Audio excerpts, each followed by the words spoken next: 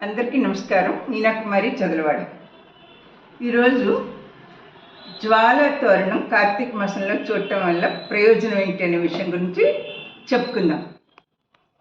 కార్తీక మాసంలో శివాలయం ద్వారానికి బయట భాగంలో జ్వాల తోరణం అని కడతారు. అది ఎలా? 2 కర్రలు స్ట్రైట్గా పెట్టేసి ఒక కర్రని దానిపైన అడ్డంగా కడతారు. ఆ అడ్డంగా కట్టిన భాగంలో రెల్లు గడ్డి ఉంటుంది కదా, ఎండుగడ్డి, దాన్ని నేతిలో ముంచి చుడతారన్నమాట. అడ్డంగా ఉన్న కర్రకి దానికి దీపం వెలిగిస్తారు. అప్పుడు జ్వాల వెలుగుతూ ఉంటుంది. ఆ సమయంలో పరమేశ్వరుణ్ణి, పార్వతీ అమ్మవారిని పల్లకీలో ఒక 3 సార్లు గుడి లోపలికి, ఆ తోరణం పైన వెలుగుతుండగా గుడి బయటికి ఒక 3 సార్లు అలా తిప్పుతారన్నమాట.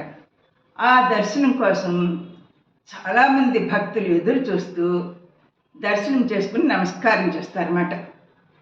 దానివల్ల ఉపయోగం ఏంటంటే, ప్రతి మనిషికి మరణానంతరం ఆత్మ ఊర్ధ్వలోకాలకు వెడుతుంది.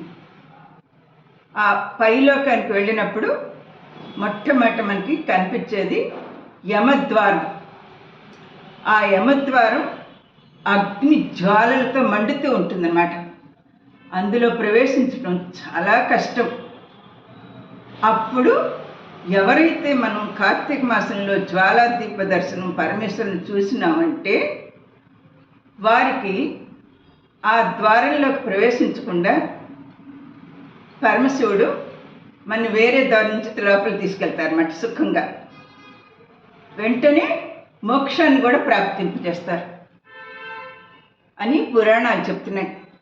నా వీడియో కనుక మీకు నచ్చినట్టయితే లైక్, షేర్ అండ్ సబ్స్క్రైబ్. ధన్యవాదాలు. మీనాకుమారి చదలవాడ.